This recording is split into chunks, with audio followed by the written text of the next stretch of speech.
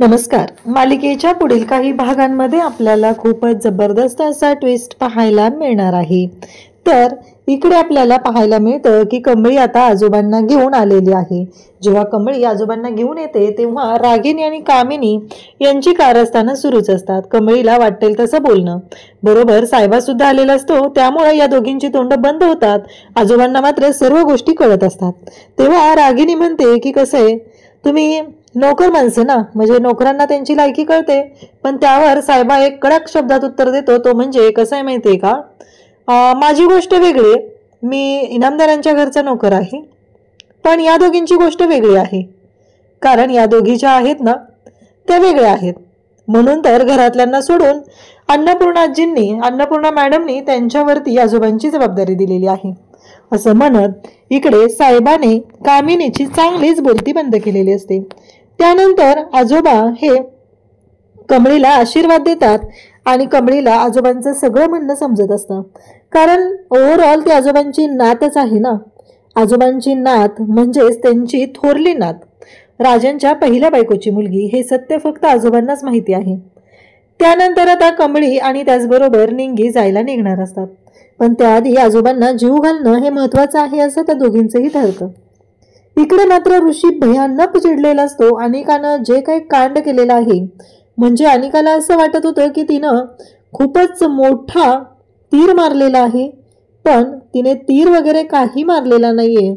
तर ह्या गोष्टी ज्या तिने केलेल्या असतात त्या खूपच चुकीच्या पद्धतीने केलेल्या असतात. त्यामुळं ऋषी भयानक असा चिडलेला असतो आणि अनिकाच्या सणसणीत अशी कानाखाली वाजवून देतो आणि तिला समजावून सांगत असतो. तिच्यावर रागावलेला असतो, भयानक असा चिडलेला असतो, कारण ऋषीला ही गोष्ट सहन झालेली नसते ज्या पद्धतीने अनिका रिॲक्ट झालेली आहे.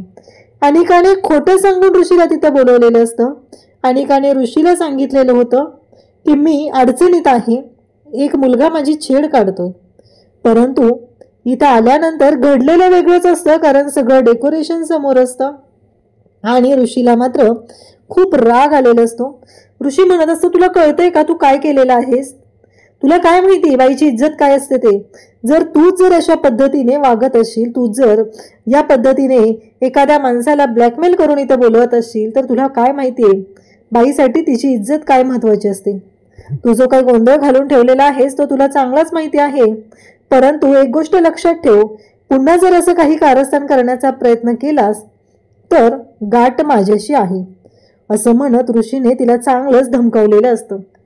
आणि ऋषीने सनसनीत अशा 2 थोबाडत तिच्या ठेवून दिलेल्या असतात आणि रागानेच ऋषी तिथून निघून जातो.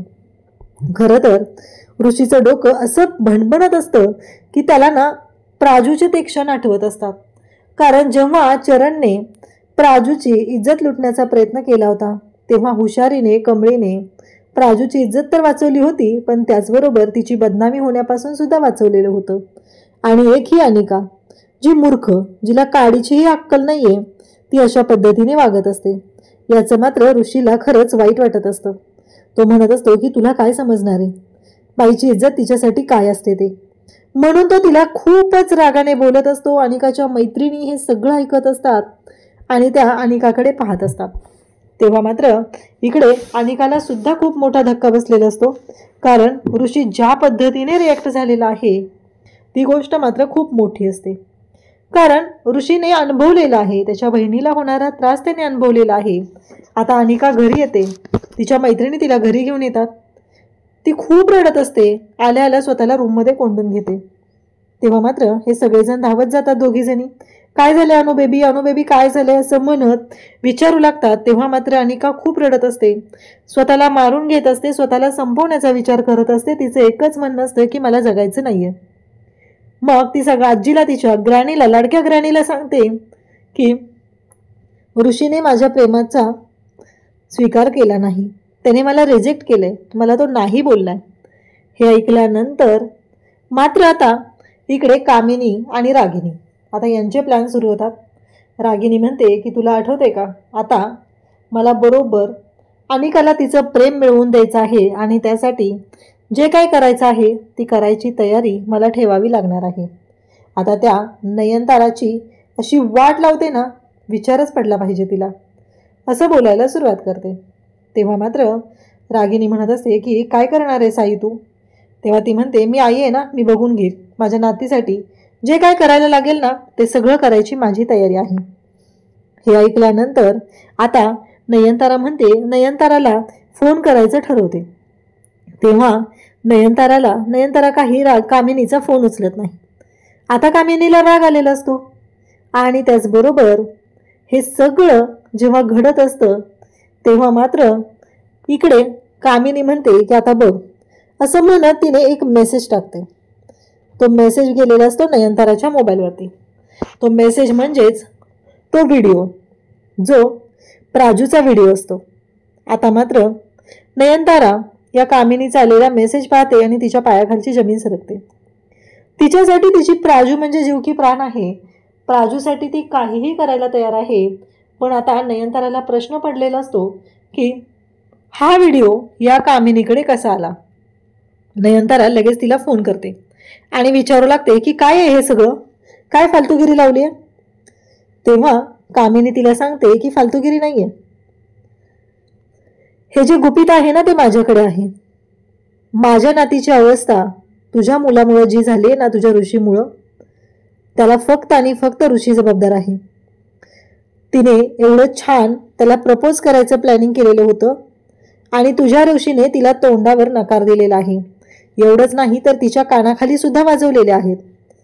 आता मात्र नयनतारा म्हणते म्हणजे त्याचं नसेल तिच्यावरती प्रेम, मग तुम्ही जबरदस्ती नाही करू शकत ना. तेव्हा कामिनी म्हणते की एक गोष्ट लक्षात ठेवायची, जर का हा व्हिडिओ व्हायरल होऊ नये असं वाटत असेल तर मी जे काय सांगेल ते करायची तयारी ठेवायची. आता मात्र इकडे नयनताराला धक्का बसलेला असतो. तेवढ्यातच ऋषी घरी येतो. ऋषी विचारतो काय झालं आई. नयनतारा त्याला तो व्हिडिओ दाखवते. नयनतारा म्हणते की ऋषी हे बघ. ऋषी म्हणतो काय? कारण ही गोष्ट तर ऋषीला माहिती होती आणि आता हे सगळं काय होऊन बसलंय हा प्रश्न ऋषीला पडलेला असतो. दोघंही विचार करू लागतात. घरात कोणालाच अजून माहिती नाहीये की जे काय झालेलं होतं ते काय होतं, कोणामुळे झालं होतं, या सगळ्याला जबाबदार कोण होतं, या कोणत्याच गोष्टी माहिती नसतात. तेव्हा मात्र ऋषी म्हणतो की आई हे सगळं काय आहे, तुला कोणी पाठवलं हा व्हिडिओ. तेव्हा नयनतारा म्हणू लागते की कामिनीने. आता ऋषीच्या लक्षात येतं म्हणजे मी त्या अनिकाला नकार दिला त्याच्यासाठी त्यांनी हे पाऊल उचललंय. ऋषी मात्र चिडलेला असतो. मग ऋषी आणि कमळी, आता ऋषी कमळीला फोन करतो आणि भेटायचं ठरवतो. नयनताराला तो सांगतो काळजी करू नको, काही होणार नाहीये, हा व्हिडिओ कसा डिलीट करायचा तो मी बघतो. मग इकडे रागिनीला कामिनीला विचारते काय झालंय नक्की. तेव्हा मात्र ती म्हणते बघ स्वतः नयनतारा उद्या फोन करणार आणि आपल्या अनुबेबीबरोबर ऋषीचं लग्न लावून देणार. तेव्हा मात्र रागिनीला अजून काहीच माहिती नसतं की हिने काय गोंधळ घालून ठेवलेला आहे. रागिनी म्हणत असते नक्की काय केलेस तू आई. परंतु इकडे कामिनी काहीच सांगत नाही. आता इकडे रडणं तर अनिकाचं सुरूच असतं. दोघी पण अनिकाला म्हणू लागतात की काळजी करू नको, काहीही झालं तरीही आम्ही तुझ्या सोबत आहोत असं म्हणत तिला आधार देत असतात. इकडे मात्र आता धक्का बसलेला असतो तो नयनताराला. काय करायचं हा मोठा प्रश्न उभा राहिलेला असतो. तेव्हा मात्र नयनतारा विचार करू लागते. नयनतारा म्हणते की काही करून माझ्या मुलीची इज्जत माझ्यासाठी खूप महत्त्वाची आहे, काही करून मला माझ्या मुलीला वाचवायचं आहे. आता कमळी आणि ऋषी दोघंही कामिनीकडे जातात. कमळी म्हणते कडू आजी एवढ्या खालच्या थराला जाल ना असं वाटलं नव्हतं असं म्हणत कमळी कामिनीकडे गेलेली असते. त्याचवेळी नेमकं अन्नपूर्णा मीटिंगसाठी बाहेर असते, अनिका कॉलेजमध्ये असते, रागिनी सुद्धा एका कामासाठी बाहेर असते आणि घरात एकटीच कामिनी सापडते. मग ऋषी तिथं असतो. कमळी म्हणते की ऋषी सर घ्या तो मोबाईल काढून. आणि मग कमळीने कामिनीचा हात पकडलेला असतो आणि ऋषीला सांगितलेलं असतं की तो मोबाईल काढून घ्या. इकडे नयनताराच्या समोर तिची लाडकी प्राजू तिचा चेहरा येत असतो जो हतबल झालेला. कारण प्राजूला जर हे कळलं असा सगळा गोंधळ झालेला आहे तर प्राजूला धक्का बसेल असं तिला वाटत असतं. म्हणून तर तिने एकच विचार करत असते की काहीही झालं तरीही माझ्या प्राजूला काहीही होऊ द्यायचं नाही, एवढाच विचार तिच्या डोक्यात असतो. आणि म्हणून तर तिने प्राजूसाठी वाटेल ती करायची तयारी दर्शवलेली असते. इकडे मात्र आता ऋषी आणि कमळीने तो मोबाईलमधला व्हिडिओ डिलीट मारलेला असतो आणि इकडे वाट तर लावलेली असते ती म्हणजेच या कामिनीची। तेव्हा कामिनी म्हणत असते की तुला सोडणार नाहीये कमळी, गावछाप कुठली, तुला किती वेळा सांगितलेलं आमच्यामध्ये यायचं नाहीस म्हणून। तेव्हा कमळी म्हणते तुम्ही जे काही केलेलं आहे ना ते तुम्हाला भोगावंच लागणार आहे असं कमळी सांगत असते। तेव्हा मात्र इकडे कामिनी आता स्वतःलाच दोष देऊ लागते, कारण तिच्या हातात असलेला तो एकमेव पुरावा ज्याच्यामुळे ती नयनताराला ब्लॅकमेल करणार होती तो व्हिडिओ डिलीट झालेला असतो। आता मात्र कमळी विचार करत असते की काय करायचं, पण कमळी पण खुश असते। पण हे घडलं कसं, हा व्हिडिओ कामिनीकडे कसा आला, हा प्रश्न दोघांच्याही पुढे असतो। तर नक्की पुढे काय होणार आहे ते पाहण्यासाठी चॅनलशी कनेक्ट राहा। थँक्यू।